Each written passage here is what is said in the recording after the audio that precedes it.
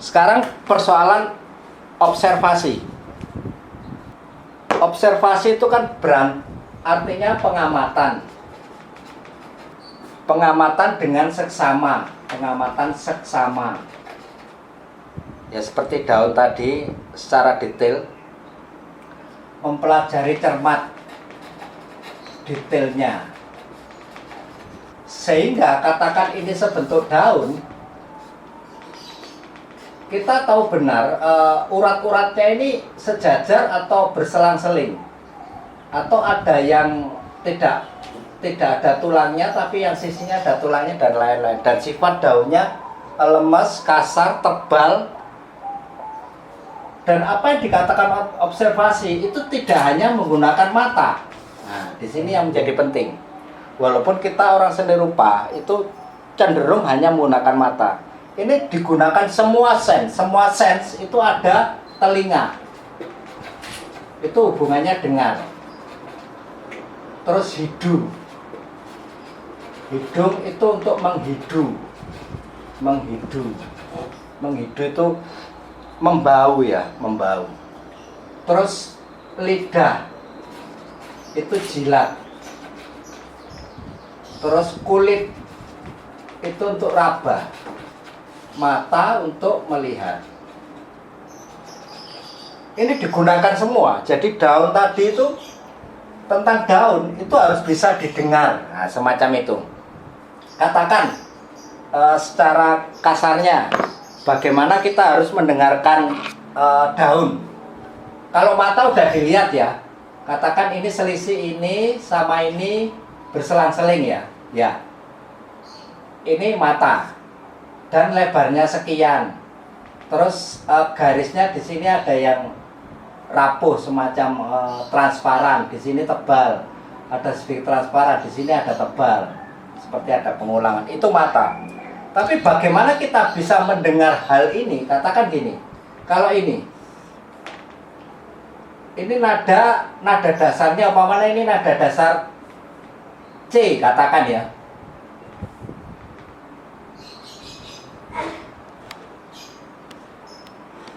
Nah, ini nada dasar variasi yang ada di dalamnya kan. Katakan ini dari arah sini, dari arah batang itu dikatakan bassnya umpamanya. Terus yang ujung tenornya tinggi atau di sini rendahnya, ya kan?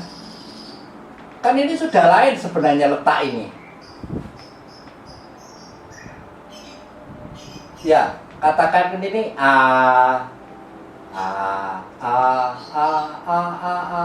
ya, kan seperti itu.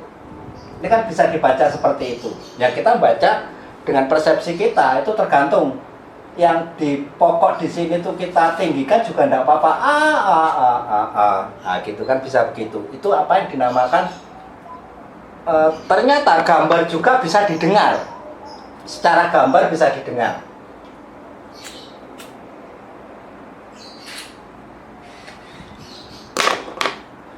Katakan goresan ini sama goresan ini. Ini kan lain bunyinya, bukan bunyi efek spidol tadi, tapi bunyinya di sini lebih lemah. Di ini lebih kuat. Kan begitu. Kalau di sini kan gitu. Ini hanya ragu-ragu atau apa semacam itu. Kalau di sini hanya kuat kalau di sini ya kan gitu. Ini bahasa visual yang bisa didengar, yang bisa diucapkan. Terus bagaimana menghidu? Sama. Persoalannya di sini menghidunya kuat. Kalau aroma itu kuat, yang di sini yang di bawah garis bawah ini kan lembut atau tidak sangat terasa, atau kadang-kadang terasa, kadang-kadang tidak. Itu sifatnya di sini. Nanti ini berkaitan dengan semantik bahasanya. Itu berkaitan. Itu tadi hidung, terus hidung sudah, telinga sudah, sekarang lidah. Sama kan? Ini persoalan kayak bumbu rasa, tes di lidah. Itu ini sangat kuat. Mungkin kalau bumbu-bumbu dari India itu kan kuat karena aroma-aroma rempahnya kuat sekali. Kayak di kita itu termasuk aromanya kuat. Tapi dibanding India lebih kuat India. Dibanding Eropa kita lebih kuat ketimbang dia. Kalau dia itu lebih tesnya lebih ke arah natural, bahan katakan sebuah dagingnya itu yang dimunculkan. Kalau kita kadang-kadang tidak sekedar dagingnya, tapi bumbu itu menjadi penting bagian dari satuan daging. Itu ya, bagaimana lidah. Raba juga begitu kan. Ini terasa sangat kuat kasarnya, ini lembut. Umpamanya kalau ini permukaan yang di bawah, garis di bawah ini permukaan yang keras atau jalan bergelombang, yang ini licin, srit gitu ya, atau di jalan tol. Atau kalau ini di sawah yang terasa sulitnya dan berat, dan di sini tidak. Di sini sangat mudah kita berjalan karena tipis, karena halus, tidak kasar. Itu. Nah, kelima sense ini itu perlu diperhatikan. Perlu diperhatikan itu karena kita hidup di sini, bukan terus hanya mata. Itulah apa yang dikatakan observasi pada prinsipnya. Jadi observasi itu menggunakan seluruh sen. Ya, keterangannya seperti tadi, di mana dia harus bisa dihidup, bisa dijilat, dan semuanya itu seperti itu sebenarnya kalau kita sadari. Jadi persoalan observasi ini ada persoalan kesadaran sedang menuju ke sana, kan? Sedang menuju pengalaman yang nyata dimasukkan ke tubuh, sehingga daun ini itu kalau sudah kita bisa merasakan dari kelima sense ini, itu kan menjadi diri sendiri. Daun ini, inilah apa yang dikatakan, kalau sementara kita bicara bahwa saya daun, tingkat pertama, observasi pertama, ini langkah observasi pertama. Observasi kedua, saya, kalau ini subjek, ini kalau yang pertama saya dan daun, saya sebagai objek masih yang di sini. Observasi kedua itu pada tingkat merasakan, itu sudah daun ini sudah juga subjek, menjadi penting toh, seperti pentingnya keberadaan diri kita atau kesehatan diri kita, pentingnya terhadap diri kita. Pada tingkat lebih lanjut yang lebih sulit itu saya, daun ini sudah bukan subjek lagi, sudah mengarah pada kalau saya ini A, daun ini menjadi me. Jadi kepemilikanku sudah. Nah, inilah proses apa yang dikatakan proses penciptaan nanti menuju sana. Observasi itu untuk menuju I sebagai me, daun sebagai me, daun sebagai punyaku, atau daun itu adalah aku. Di sana observasi itu bekerja. Secara teori kita akan mengatakan bahwa pengamatan adalah hasrat yang istimewa sebagai untuk mendapatkan insight subjektif, I menjadi me tadi, yang lambat laun akan mengenali pola-pola tertentu yang bersifat alamiah, menemukan bagian-bagian yang absen atau suprasegmental dari yang orang lain sudah temukan, maka kita temukan sisi yang lain. Mungkin juga orang hanya menemukan pada telinganya, mata jelas, menemukan telinga atau hidung, kita menambahi. Dan itu pun kita punya variasi dari, kalau toh orang menemukan 5 di daun itu kita juga akan menemukan hal yang lain, karena itu persoalan diri kita kan. I menjadi me tadi kan menjadi persoalan diri sendiri, menjadi sangat subjektif, walaupun itu bukan pengertian egois ya. Di sana untuk menemukan yang suprasegmental, yang absen, yang tidak terlihat di daun ini, yang tidak terlihat itu apa yang tidak bisa dilihat mata. Itu yaitu daya dengarnya daun, daya hidungnya daun, aromanya daun, daya rasa atau bila dijilat dan bila diraba. itu yang tidak terlihat di mata. Itulah yang apa yang dikatakan suprasegmental. Walaupun nanti kedalamannya mungkin dengan daun ini kita punya sesuatu yang pengalaman khusus, itu akan muncul. Artinya kita pernah dengan daun itu, daun katakan daun yang untuk menyembuhkan, katakan daun jarak gitu ya, untuk menyembuhkan perut kita yang mules, itu dengan daun jarak. Sehingga daun jarak itu menjadi obsesi kan, menjadi kenal benar lah. Di sanalah letak bagaimana kreativitas itu dibutuhkan suatu pengalaman terhadap objek itu sendiri. Terus bagaimana langkah-langkah observasi sebenarnya sudah ada di sini tadi. Amati dengan mata atau seluruh sen ya, seperti tadi ya. Gunakan penglihatan jelas, gunakan pendengaran, gunakan hidung, gunakan lidah dan kulit. Dan ajukan pertanyaan yang menjadi penting.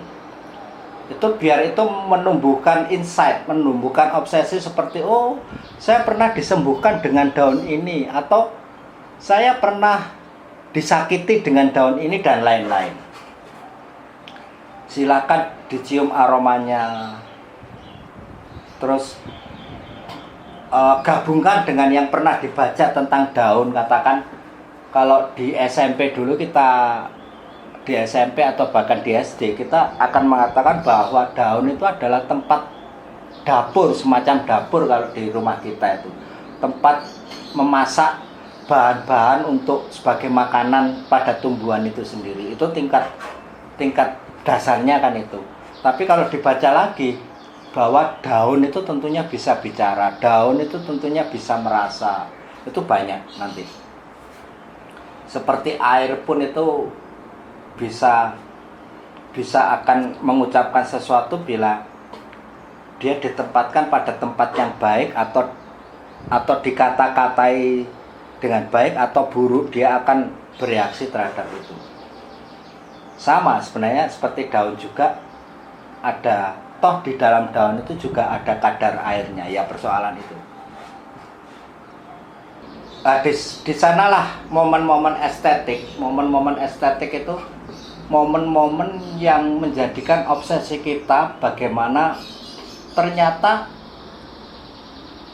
secara umum bahwa orang melihat daun hanya sampingan, hanya sambil lalu, sementara seorang kreator dia akan menghidu dan lain-lain, itu menjadikan estetik yang dulunya tidak diamati orang lain sekarang, atau dulu yang hal menjadi biasa sekarang tidak.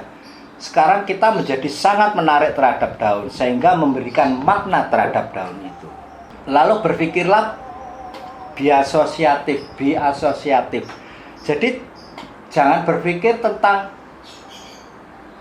fungsi, keperluan, tentang definisi atau kategorial yang pernah ada di dalam ilmu-ilmu itu, tapi berpikirlah ke hal-hal yang tidak terlihat mata dan imajiner. Yaitu kira-kira daun ini punya pengalaman, saya punya pengalaman apa sih terhadap daun? Mengapa daun ini, benarkah daun itu hanya bentuknya satu? Kan ada yang berbentuk seperti jari 5 gini, itu kasarnya, tebal tipisnya, warna, walaupun sama-sama kita mengatakan hijau. Tentunya hijaunya daun A sama daun B akan berlainan. Di sana letak kreator itu menangkap hal-hal untuk menjadi menarik. Itu yang menjadi penting di dalam langkah-langkah observasi. Sehingga manfaat pengamatan itu tentunya kita terbuka terhadap apapun. Artinya dulu dalam semua hal itu terlepas ya dan tidak terlepas dari baik dan buruk. Nah, akhirnya ke sana observasi itu, pengembangan observasi. Tidak ada ya dan atau ya itu dalam artian baik, tidak itu jadikan buruk, itu juga tidak ada. Terbukalah terhadap apapun, baik buruk apapun baik, itu terbukalah. Mengapa dia menjadi buruk, mengapa dia menjadi baik, mengapa ya dan mengapa tidak, itu harus kita terima sebagai hal yang baru ya. Jangan ditolak dulu, jangan juga diterima secara mentah-mentah dulu. Apapun harus harus dimengerti mengapa itu terjadi, mengapa tidak terjadi, dan lain-lain. Sebagai pangkal ruang imajiner. Sehingga itu menjadi bermakna bagi kita. Ternyata, katakan mengapa ada hujan, mengapa tidak ada hujan, itu tentu ada. Alam tentu ada sebab akibatnya. Walaupun kadang-kadang kita tidak menemukan sebab akibatnya, itu adalah hal penting. Yaitu membuka potensi-potensi dan fungsi-fungsi baru. Pemahaman baru yang secara mendasar, artinya secara mendasar itu secara radikal ya. Radiks. Kalau orang-orang itu menangkap daun hanya sebagai semacam peneduh, atau kalau di daun sayur-sayuran itu bisa untuk dimakan, kita lebih jauh dari itu. Apa yang dipahami secara umum kita terima juga, tapi didalamkan lagi, didasarkan lagi, diradikalkan lagi. Di sanalah letak-letak observasi, letak pengamatan itu kegunaannya di sana, manfaatnya.